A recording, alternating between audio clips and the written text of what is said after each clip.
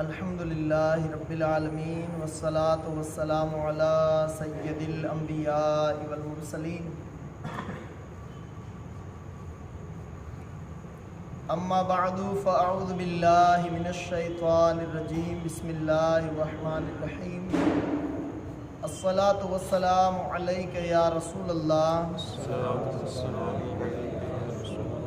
الصلاة والسلام علیک یا حبیب اللہ وعلی آلک واصحابک یا نور اللہ صلی اللہ تعالی علیہ وسلم۔ فرمان مصطفیٰ صلی اللہ تعالی علیہ وسلم، قیامت کے دن اس کی ہولناکیوں سے جلد نجات پانے والا تم میں سے وہ شخص ہوگا جو بکثرت مجھ پر درود شریف پڑھنے والا ہوگا۔ صلو علی الحبیب صلی اللہ تعالی علی محمد صلی اللہ تعالی علیہ وسلم۔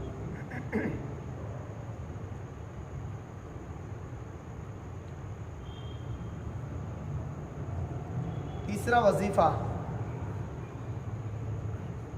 کھانا مؤخر کرنے کا وقت اور مقدار مقرر کریں۔ اس میں بھی 4 درجات ہیں۔ پہلا درجہ یہ ہے کہ انسان 3 دن یا اس سے زیادہ تک نہ کھائے۔ بعض حضرات تو ریاضت میں اس حد تک بڑھ گئے کہ وہ تعداد مقرر کیے بغیر ہی بھوکے رہتے تھے، حتیٰ کہ 30 سے 40 دن تک بھوکے رہتے۔ اس حد تک علماء کی کثیر تعداد پہنچی ہے، اور ان میں بڑے بڑے بزرگان دین ہیں۔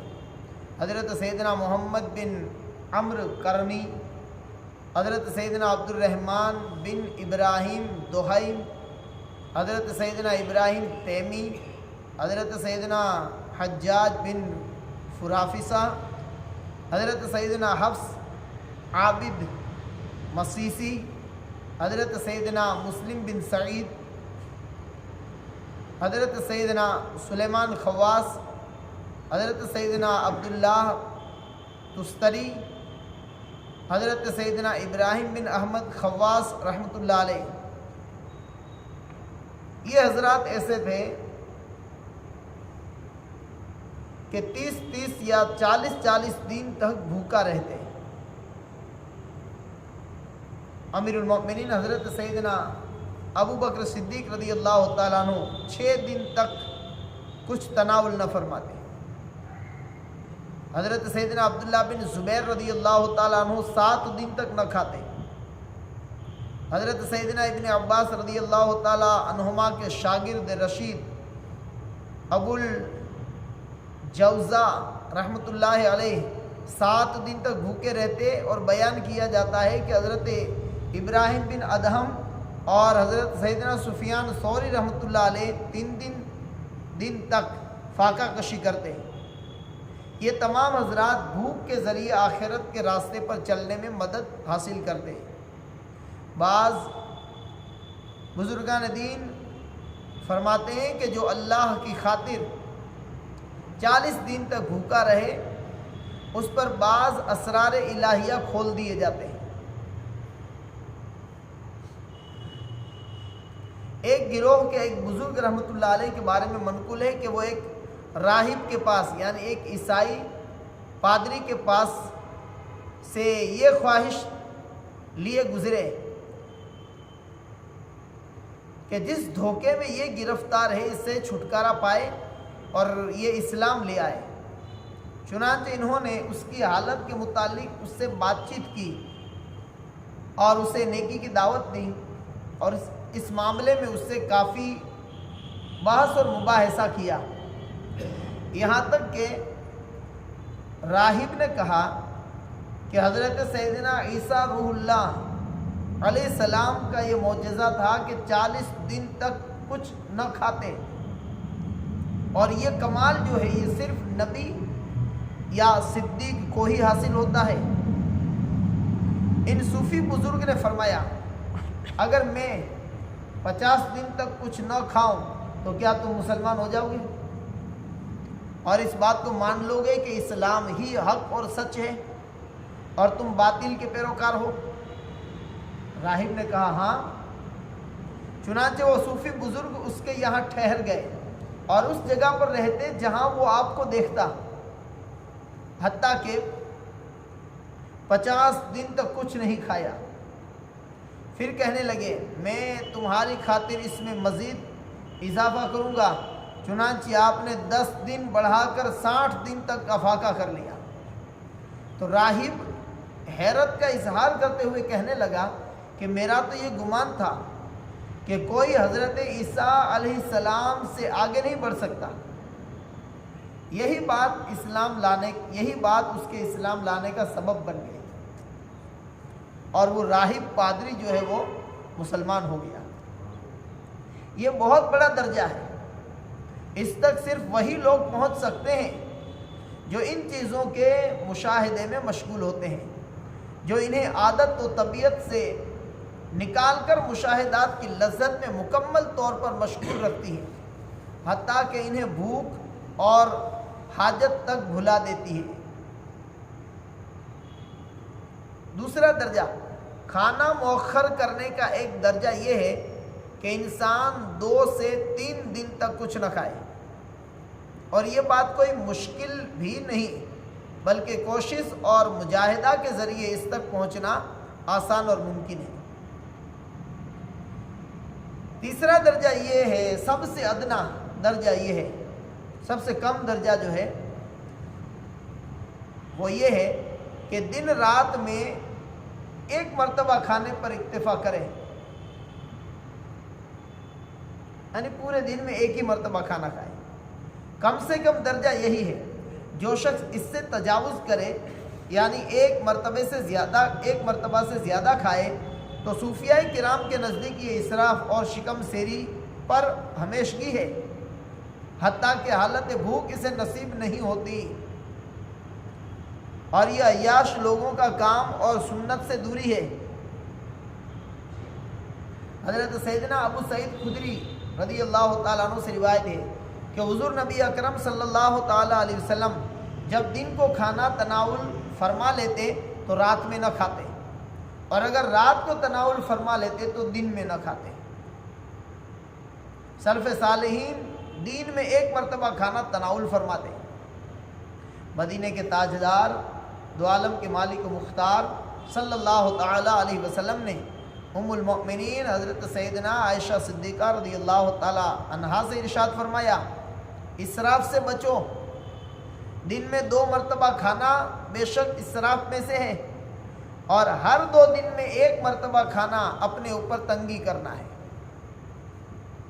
اور ہر دن میں 1 مرتبہ کھانا اسراف اور تنگی کرنے کے مابین اعتدال ہے، اور کتاب اللہ میں اسی کی تعریف کی گئی ہے، یعنی دن میں 1 مرتبہ کھانا۔ جو شخص دن میں 1 مرتبہ کھانے پر اکتفا کرے اس کے لیے مستحب ہے کہ طلوع فجر سے پہلے سحر کے وقت میں کھائے، یوں اس کا کھانا جو ہے تہجد کے بعد اور صبح سے پہلے ہو جائے گا، اور اسے 5 سعادتیں حاصل ہوگی۔ نمبر 1، روزے کے سبب دن میں بھوکا رہنے کی سعادت نصیب ہوگی اور روزہ بھی ہوگا۔ نمبر 2، رات کی بھوک سے قیام اور عبادت میں آسانی ہوگی۔ نمبر 3، معدہ خالی ہونے کی وجہ سے دل خالی ہوگا۔ نمبر 4، فکر اور سوچ جو ہے صاف ستھری ہوگی اور دل جمعی نصیب ہوگی۔ نمبر 5، نفس راحت اور سکون محسوس کرے گا اور وقت سے پہلے کھانے کا مطالبہ نہیں کرے گا۔ حضرت سیدنا ابو ہریرہ رضی اللہ تعالیٰ عنہ ارشاد فرماتے ہیں رحمت للعالمین سید المرسلین صلی اللہ علیہ وسلم نے تمہاری طرح کبھی قیام نہیں فرمایا، بلکہ آپ صلی اللہ علیہ وسلم اتنا طویل یعنی لمبا قیام کرتے کہ آپ کے دونوں پاؤں میں ورم ہو جاتا، سوجن آ جاتی پاؤں میں، اور تمہاری طرح صوم وصال نہیں رکھتے تھے، بلکہ سرکار صلی اللہ تعالیٰ علیہ وسلم افطار کو سحری تک مؤخر کرتے تھے، یعنی سحری کرتے اور پھر افطار نہ کرتے، واپس دوسرے دن سحری کرتے۔ ام المؤمنین حضرت سیدتنا عائشہ صدیقہ رضی اللہ تعالیٰ عنہ فرماتی ہیں کہ نبی کریم صلی اللہ علیہ وسلم روزے کو سحری تک لے جاتے تھے۔ اگر مغرب کے بعد روزے دار کا دل کھانے کی طرف مائل ہوتا ہو اور تہجد میں اسے حضور قلب حاصل نہ ہوتا ہو تو اولا اور بہتر یہ ہے کہ وہ کھانے کو 2 حصوں میں تقسیم کر دے۔ مثال کے طور پر اگر وہ 2 روٹی کھاتا ہے تو ایک افطار کے وقت اور ایک سحری کے وقت کھا لے، تاکہ اس کے دل کو تسکین ہو جائے، اور تہجد کے وقت اس کا بدن جو ہے ہلکا پھلکا رہے، اور سحری کھانے کے سبب اسے شدید بھوک بھی نہ لگے۔ اس طرح وہ ایک روٹی سے تہجد پر اور دوسری روٹی سے روزے پر مدد حاصل کر لے گا۔ جو شخص ایک دن چھوڑ کر روزہ رکھتا ہے اس کے لیے اس میں کوئی حرج نہیں کہ جس دن وہ روزہ نہ رکھے اس دن دوپہر کے وقت، اور جس دن روزہ رکھے اس دن سحری کے وقت کھائے۔ یہ طریقے کھانے کے اوقات مقرر کرنے اور کھانا جلدی اور دیر سے کھانے کے متعلق تھے۔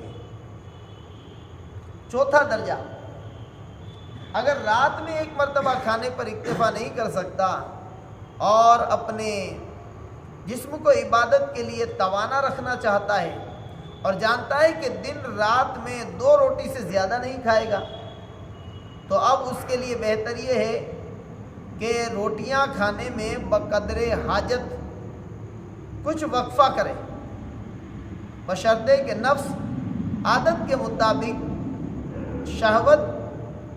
عادت اور شہوت کے مطابق غذا کا مشتاق نہ ہو۔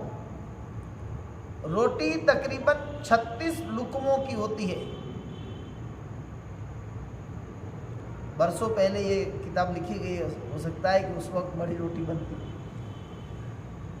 آج کل تو جو ہمارے یہاں کی چپاتیاں بنتی ہے تو مشکل سے 4 لقمے ہوتے ہیں، 36 لقموں کی ہوتی ہے۔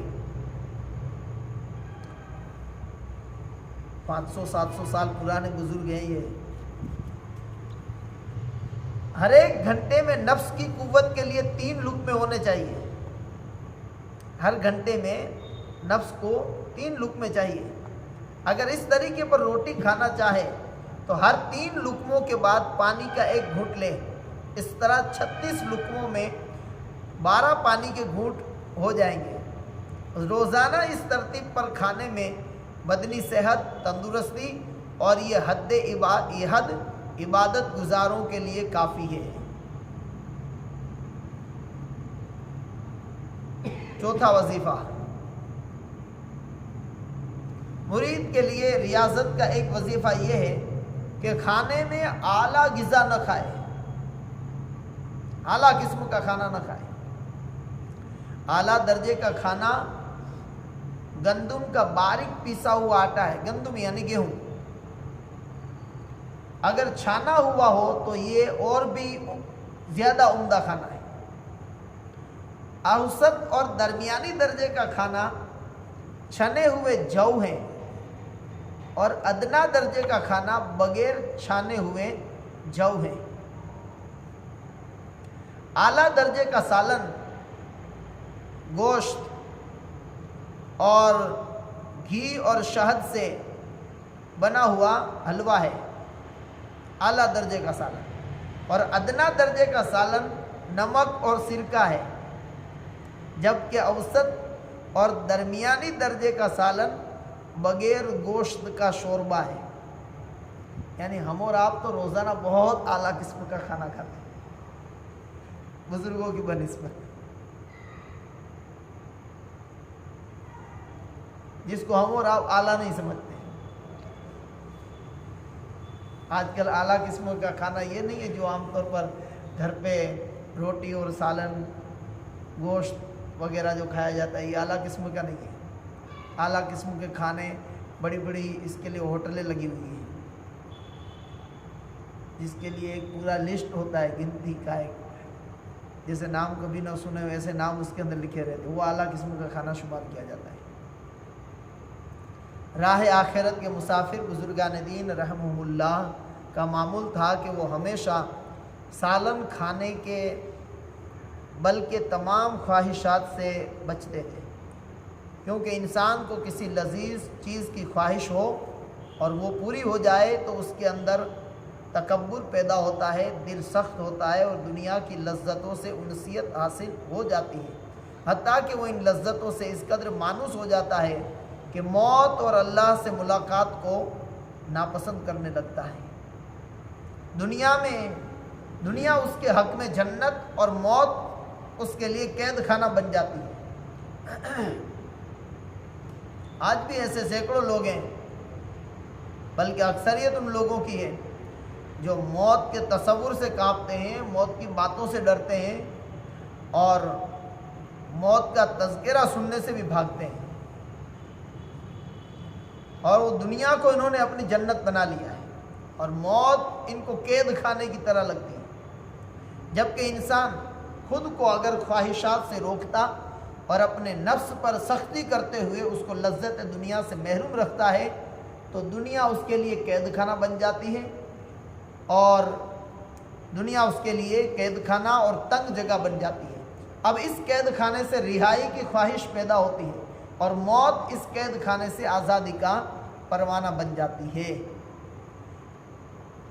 حدیث پاک میں بھی یہ ہے، الدنیا سجن المؤمن و جنت الکافر، دنیا مومن کے لیے قید خانہ اور کافروں کے لیے جنت ہے۔ یہ قید خانہ کس کے لیے؟ ہمارے لیے نہیں، بلکہ جو حضرات لذت دنیا کو ترک کرنے والے ہیں، جو بزرگان دین اور دنیا کی محبت سے بھاگتے ہیں، ان کے لیے جو ہے دنیا قید خانہ ہے۔ حضرت سیدنا یحییٰ بن معاذ رحمۃ اللہ علیہ کے اس فرمان میں اسی طرف اشارہ ہے، اے صدیقین کے گروہ، جنت الفردوس کے ولیمے کے لیے اپنے آپ کو بھوکا رکھو، کیونکہ خود کو جس قدر بھوکا رکھا جائے اسی قدر کھانے کی خواہش بڑھتی ہے۔ شکم سیری کی جتنی آفتیں ذکر کی گئی ہیں وہ تمام آفات دوسری خواہشات اور لذت کو اختیار کرنے میں بھی جاری ہیں۔ اللہ کے محبوب صلی اللہ تعالی علیہ وسلم نے ارشاد فرمایا، شرار امت الذین یاکلون مخ الحنطہ، میری امت کے شریر لوگ وہ ہیں گندم کا آٹا کھاتے ہیں۔ یہ حدیث پاک گندم کا آٹا کھانے کو حرام نہیں کر رہی ہے۔ میں بار بار اس درس میں بولتا ہوں کہ یہ طریقت کی راہ اور اللہ تبارک و تعالیٰ کے قرب کی منزل کی باتیں جو ہیں میں آپ حضرات کے سامنے بیان کرتا ہوں۔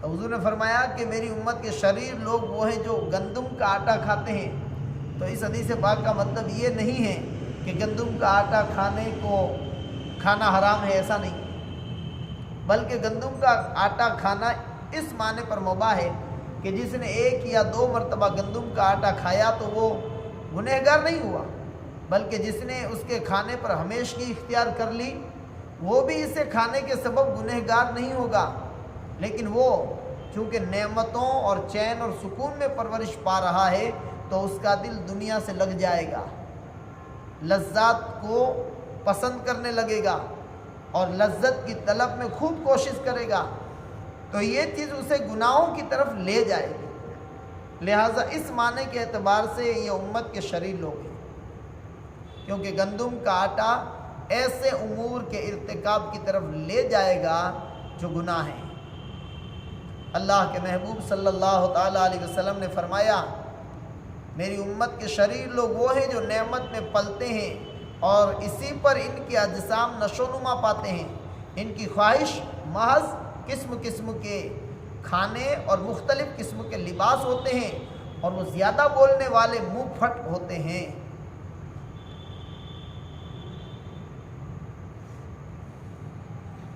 اللہ پاک نے حضرت موسیٰ کلیم اللہ علیہ السلام سے فرمایا، وہی فرمایا آپ کی طرف اور فرمایا کہ تم اپنی قبر کو یاد رکھو، یہ تمہیں کثیر خواہشات سے روک دے گی۔ سلف صالحین لذیذ کھانے تناول کرنے اور نفس کو ان کا عادی بنانے سے بہت ڈرتے اور اسے شقاوت اور بدبختی کی علامت تصور کرتے اور گمان کرتے کہ اس کے سبب وہ اللہ کی جانب سے ملنے والی عظیم سعادت سے محروم ہو جائیں گے۔ موسیٰ علیہ السلام سے فرمایا اللہ نے کہ اپنی قبر کو یاد رکھو، یہ تمہیں کثیر خواہشات سے روک دے گی۔